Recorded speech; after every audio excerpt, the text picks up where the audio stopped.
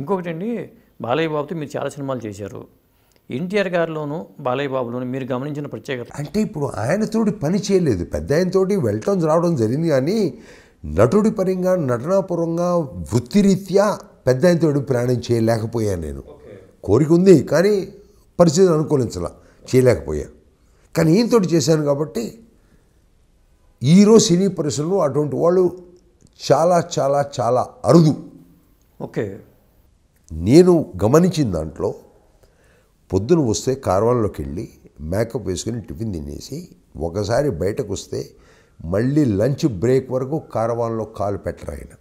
ఆయనకు చిన్న గుడారం లాంటి టెంట్ లాంటిది వేసి ఓ టేబుల్, ఓ కుర్చీ, గెస్ట్లు వస్తే 2-3 కుర్చీలు, ఆయన వాడుకునే సరదామా టేప్ రికార్డర్, ల్యాప్టాప్ వగేరా అక్కడ ఉంటాయి.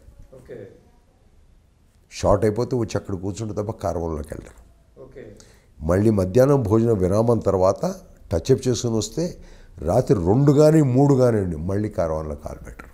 ఓకే. బయటే ఉంటారు. ఈరోజు ఎంతమంది నట్లు అంటున్నారు ఉన్నారండి. మిమ్మల్ని ఏమంటూ ఉంటారు ఆయన? మిమ్మల్ని ఏమని పిలుస్తూ ఉంటారు ఆయన? చౌదరి గారు అని పిలుస్తారు, ఏదో మాట్లాడుతారు, పెద్దవారు కదా అని. అదేంటి బాబు గారు అట్లా అంటే నేనే బాబు గారు అని పిలుస్తాను. అఖండ ఇంత పెద్ద సక్సెస్ అవుతుందని మీకు అప్పుడు అనిపించిందా? అనుకోలేదు. ఎందుకంటే నన్ను అకస్మాత్తుగా పొద్దున్న 6:30కు ఫోన్ వచ్చింది, 10:30 ఫ్లైట్ ఉంది వచ్చేయని. ఇంత తక్కువ టైమే, 10:30 ఫ్లైట్ అంటే 8:30 నేను ఎయిర్పోర్ట్లో ఉండాలి. 6:30 ఫోన్ వస్తే నాకు పొద్దున్న లేవగానే నాకు కొంచెం దైవభక్తి ధ్యానం ఎక్కువ.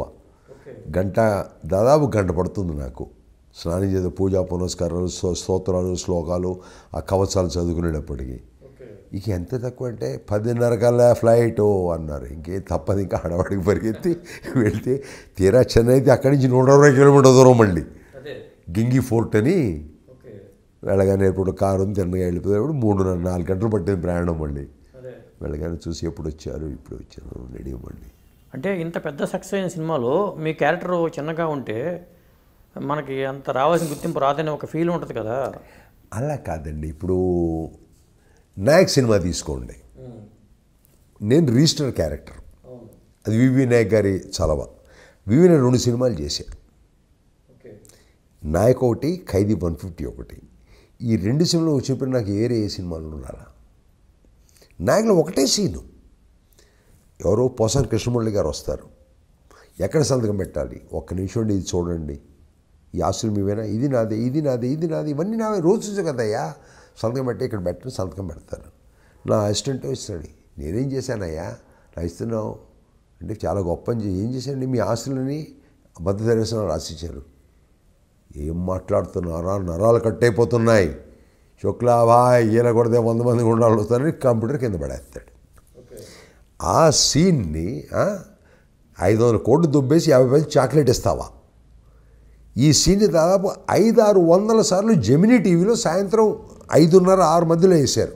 సినిమా అయిపోయిన తర్వాత 10-15 నిమిషాలు గ్యాప్ ఉంటుందా, ఈ క్లిప్ వేశారు. నేను దాదాపు 100-150 సార్లు నేను చూశాను. అంటే ఒక్క సీన్ ఎంత పాపులర్ అయిపోయింది చూడండి. అదే ఇందుట్లో కూడా అఖండలో కూడా బాలయ్య గారు వచ్చినప్పుడు సినిమా చూశారు తమరు. ఆయన ఏదో ఆయన పాలన పోతుంటాడు, వీళ్ళు గుడిలో కూర్చొని శివలింగాన్ని పక్కన పెట్టి పేకాడుతూ ఓ చేయి తక్కువైంది రా వస్తావా అంటే ఆయన వచ్చి పులిచూతున్న సంగతి చెప్తారు.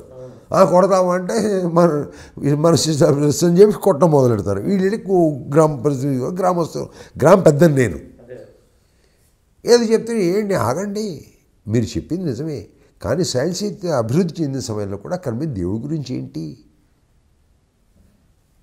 దానికి ఆయన ఇచ్చే విశ్లేషణ, అవును, అది సూపర్ నాకట్టుకుంటుంది. ఆ క్యారెక్టర్కి ఆ సీన్ పడినట్టే కదా, ఒక సందేశం ఉంది ఆ సన్నివేశం. ఏంటి అది కాకుండా వేరే సన్నివేశం ఉన్నాననుకోండి, కొట్టుకోవటం, తిట్టుకోవటం, రక్కోవటం, పరిగెదాలు, ఓళ్ళు వేసుకోవటం, రక్తి కడుతుందా? ఒక రకంగా దర్శకుడు ధన్యవాదాలు చెప్పాలి నేను, నాకు ఆ పాత్ర ఇచ్చినందుకు.